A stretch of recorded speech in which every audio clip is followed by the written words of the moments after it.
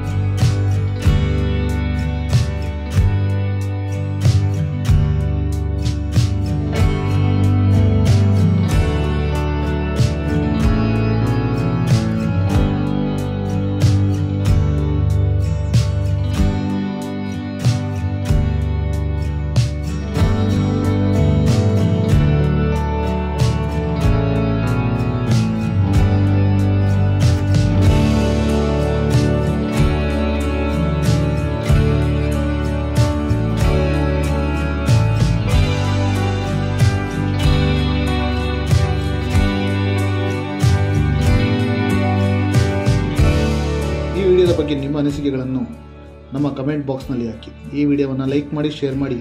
ಮತ್ತಷ್ಟು ಅಪ್ಡೇಟ್ಸ್ಗಳಿಗಾಗಿ ನಮ್ಮ ಚಾನಲ್ನ ಸಬ್ಸ್ಕ್ರೈಬ್ ಮಾಡಿ.